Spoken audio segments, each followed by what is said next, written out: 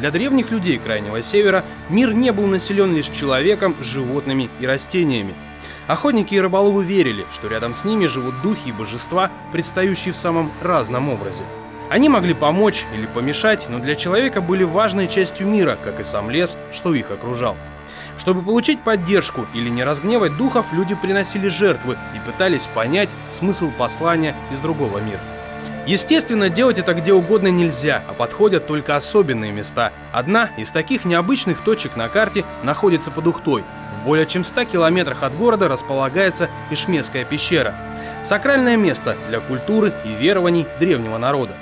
Трижды с трудом открытая, сохранившая в своем чреве реликвии из разных тысячелетий, дающая представление о том, во что и как веровали предки нынешних людей. Она хранила свои секреты до 20 века. Так о чем она хочет рассказать нам теперь?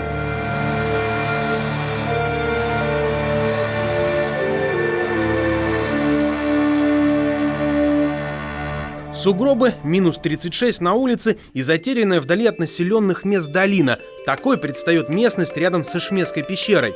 Другое название – Мертвая долина. Съемочная группа проехала 3 часа и более сотни километров, чтобы увидеть ее. Попасть сюда непросто из-за удаленности и относительно сложной доступности. Неудивительно, что долгое время пещера была скрыта от любых глаз. Только в 20 веке, в 1924 году, она впервые приоткрыла свои тайны. Пещера оказалась небольшой. Ее длина всего 12 метров, ширина около 1,5 метра у входов и около 3 метров вот в средней части. Пол имеет уклон, большая часть пола в сторону выхода. И вот именно эта часть, как выяснилось, и освещается солнцем. Именно в светлой части пещеры и были обнаружены все те археологические находки, которые можно увидеть в музеях нашей республики. Впервые эту пещеру совершенно случайно обнаружил коми-охотник из деревни Паромис Павел Андреевич Вокуев. В 1924 году он проходил на лыжах зимой по Мертвой долине и обратил внимание на деревянных истуканов у входа в грот.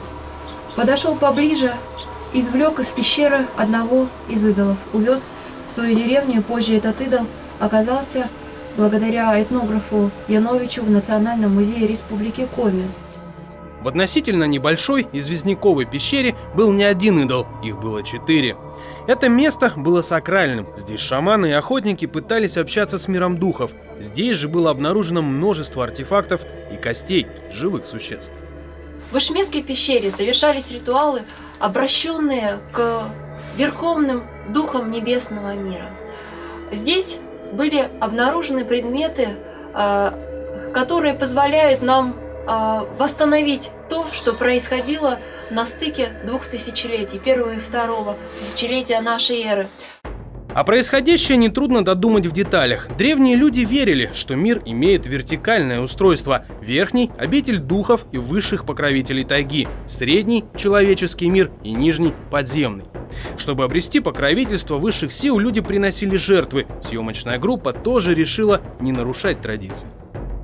Ишмесская пещера в настоящее время является неким сакральным местом для современных охотников и рыболовов. Очень часто они приходят сюда, чтобы оставить дар богам на удачу в охоте. Мы решили, что удача нам тоже не помешает. И решили оставить маленькое подношение, потому что мы очень хотим, чтобы наша работа получилась очень хорошей и понравилась вам. Когда-то все эти сокровища бдительно стерегли деревянные идолы, как джинны, охраняющие свой клад. Одного из них увез в деревню Паромис Павел Вокуев, но другие остались на месте. Единожды побывав в Ишмесской пещере, охотник больше здесь не появился, и на долгое время Мертвая долина была избавлена от гостей. В 50-е годы прошлого века ученые вновь приступили к поискам этого уникального места, но, к сожалению, обойдя долину вдоль и поперек, так и не обнаружили. Действительно, пещера практически не видна с долины, то есть ее можно обнаружить только точно зная, где она находится. Вход замаскирован и стоящими деревьями, кустарником, возможно, в летнее время травой.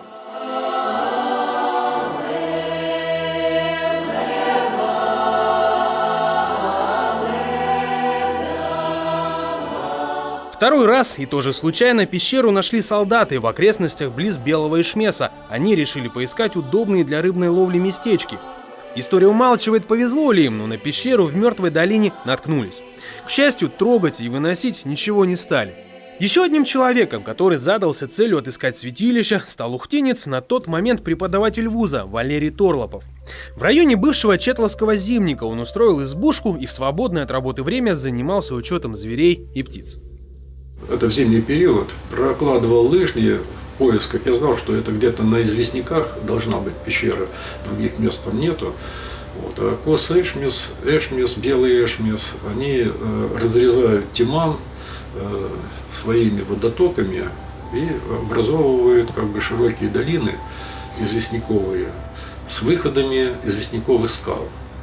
Вот каждая скала, которая была замечена, значит, при моем движении на лыжах по лесу, значит, они были, естественно, не покрыты снегом, я их обследовал. Мужчина был наслышан о том, что где-то в этих долинах есть неприметная пещера, и в ней что-то ценное. Однажды в шуточном разговоре его даже спросили, уж не легендарную ли золотую бабу он ищет, которую по легенде спрятал народ Коми. Скрупулезно Валерий Торлопов прочесывал известняки из долины в долину, с бугра на бугор, но эшмесское святилище ускользало. В поисках зацепок он обратился в военную часть неподалеку, здесь были лесозаготовители. Искал эту пещеру и не нашел. И тогда мне сказали, мы знаем, что она есть. Я говорю, а как? Ну, знаем. И еще вот на днях, у нас там, не на днях, вернее, там летом, значит, есть у нас в части солдат, значит, который, сержант, вернее, младший сержант Климушев, который бывал, Климов, вернее, который видел эту пещеру.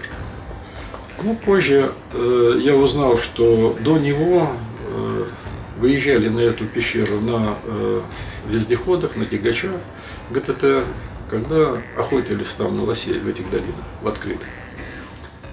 Неожиданный подарок судьбы обернулся мини-экспедицией. Валерий и трое солдат пошли искать Эшмесскую пещеру.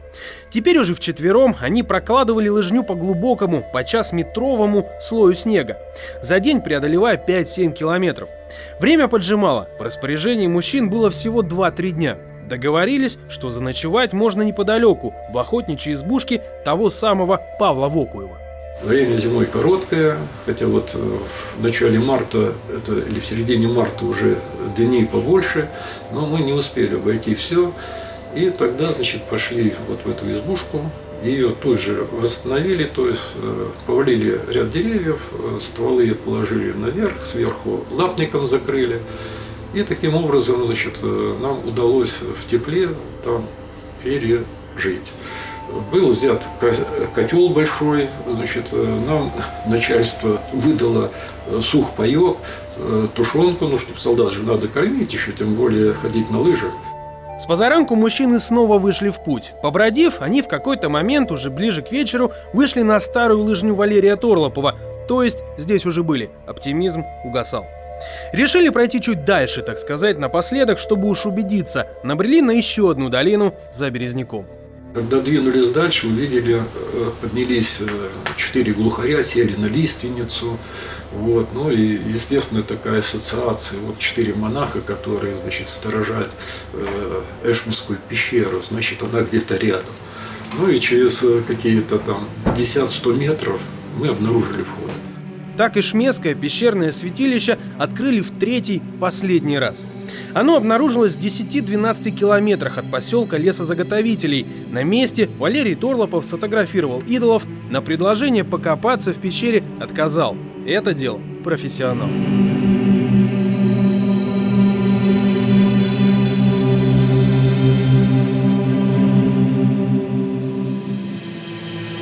Валерий Торлопов написал письмо в Республиканскую академию наук с описанием места и координат, выпустил несколько статей. Однако серьезная экспедиция в те места состоялась лишь спустя больше года. Для этого понадобилось влияние ухтинского руководителя Александра Зерюнова. Он дал команду сделать раскопы, привезти артефакты, показать, но все это с условием, что коллекция останется в Ухте. Провести исследование на месте должен сыктывкарский археолог Коми научного центра Мурыгин. К святилищу отправили вертолет, а по земле – вездеход. После окончания работ директор Ухтинского музея и Валерий Торлопов, узнавший постфактум, были в шоке. Когда вот Марии Ивановне позвонили с ЛПК: заберите там идолов, и она приехала и увидела, что там один идол, вот тот, который у меня за спиной, и масса опилок, древесина, которая просто разрушилась от этой тряски. Вот. Но я когда пришел, вот увидел идола, Мария Ивановна его выставила за дверь здесь, в холодное место, между дверьми запасного выхода. Когда я его увидел, он меня просто поразил. Он был какой-то сгорбленный. Вот. Я это хорошо помню, потому что просто обидно было и зло на этих специалистов, которые вот допустили такое варварство. Возвращались на вертолете, они хотя бы могли и вертолетом сюда доставить, но они этого не сделали. Они бросили его в вездеход. Вот после этого я был очень зол, и подумал, что, наверное, еще не выросли те археологи, которые бережно относились бы к своей профессии. Потому что, уничтожив такие артефакты, которые там были, это просто преступление. Солдаты меня поняли, когда я им объяснил, что нельзя копать, нельзя выносить их отсюда. Археолог этого не знал. Мы связались с ученым Александром Мурыгиным в Сыктывкаре, чтобы выяснить, что же стало с двумя идолами, какова их судьба и действительно ли они разрушились. Есть фотография, где стоят какие-то идолы в виде без личин. Личин на них нет, а просто деревянный стержень, с набалдашником с круглым. Но их я уже не видел в натуре. Потом, как говорили, что их куда-то вывозили, кто не знаю, и они, были выброшены, где-то пропали до нас. За что кто-то кому-то дал большой нагоняй. Мы были в экспедиции, когда в 1982 году, я их уже там не видел. Но в 1981 году туда был организован вылет комиссии Ухтинского горисполкома. Да, что-то мне такое вспоминать, которые вывезли этих идолов. И, наверное, они у них по мере продвижения рассыпались, короче говоря.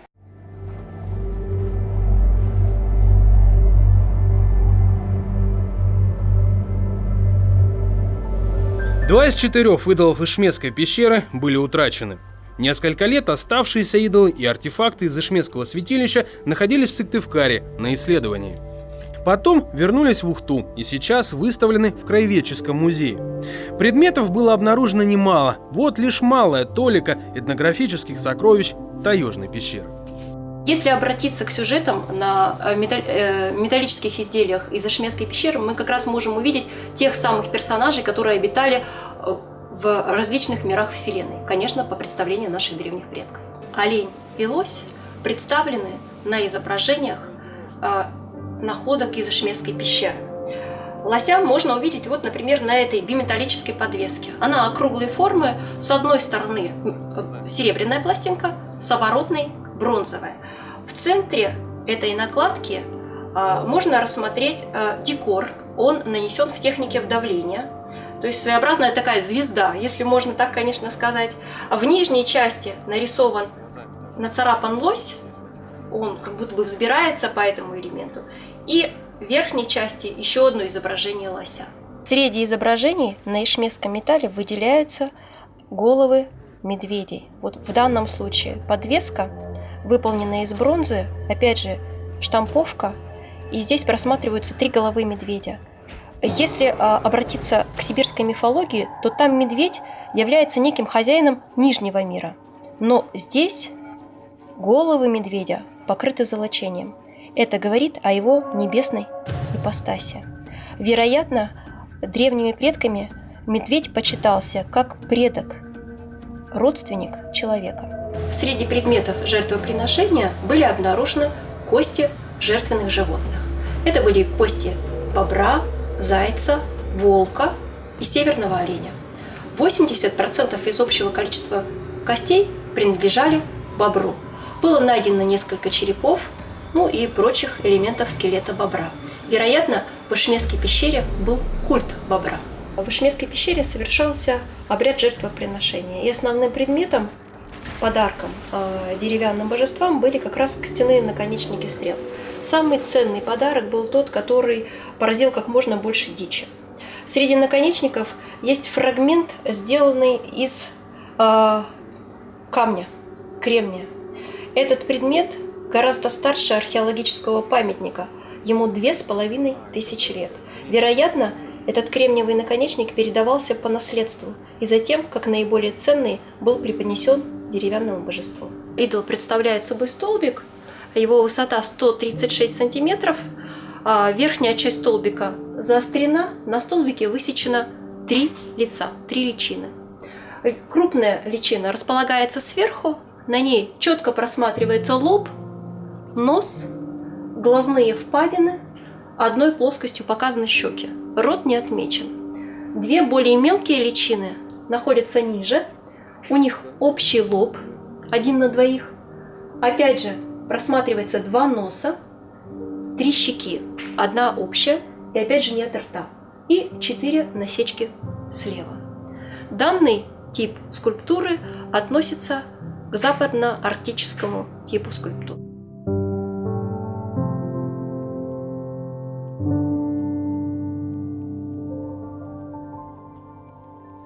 Ишмесская пещера сейчас место скорее туристическое. Здесь побывали ученые, сюда приезжают люди посмотреть на легендарное место.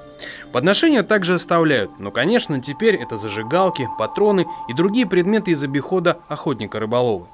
Самой экзотичной получилась поездка Владимира Ольшевского с 3 единомышленниками, одна из которых девушка. Они отправились в долгий путь на велосипедах летом. Владимир – велотурист с огромным стажем. Говорит, половина пути вполне приемлема, а вот потом сложнее. Проблемы те же самые, что в нашей тайге обычные. Это комары, жарище, когда тебя заливает и мокрый весь от пота, а открыться нельзя, потому что тебя тут же съедят. Это вот такой момент. Ну и то, что болото, то есть не успеешь ты, это, конечно, плюс был какой-то, не успеешь ты весь вымокнут от пота, тут уже болото вот так вот, еще и велосипед тащить надо. Ну, по крайней мере, уже водичка холодная в болоте, немножко так освежаешься. Владимир взял с собой в дорогу металлоискатель. Вдруг да удастся найти что-то интересное, и в копилку артефактов святилища добавится еще один предмет. Однако в пещере даже доставать его не стал, потому что это показалось неприлично. Не знаю, это не мистика, конечно, но как-то мне кажется, что она как бы заключила с людьми союз о том, что она будет, отдавать свои эти все необычные впечатления, которые у нее есть, хранить эти святилища, которые там люди до этого, места эти намоленные, языческие. Но в ответ она просила только одного, чтобы экология была, чтобы ничего не портили, и хорошо относились к природе. И такое впечатление у меня там, как-то эта мысль так мелькнула прямо сразу, не знаю. Хотя у нас народу было много, некогда было рассуждать. Как и говорит мужчина, пещера производит впечатление, застывшее в веках. Сегодня Ишмесское святилище предстает взгляду почти таким же, как и 1000 лет назад. Как и раньше, сюда приходят за благосклонностью духов охоты. Здесь обычно разделенные верхний, средний и нижний миры, как верили наши предки, обретают мосты между собой. Культурное наследие, открытое вместе с пещерой, трудно переоценить. Оно проливает свет на то, как и во что верили раньше древние люди. Возможно, сегодня потомки смогут услышать голоса из прошлого, и негласный договор между людьми и Ишмесским святилищем будет исполнен. Пещера останется пребывать в вечности.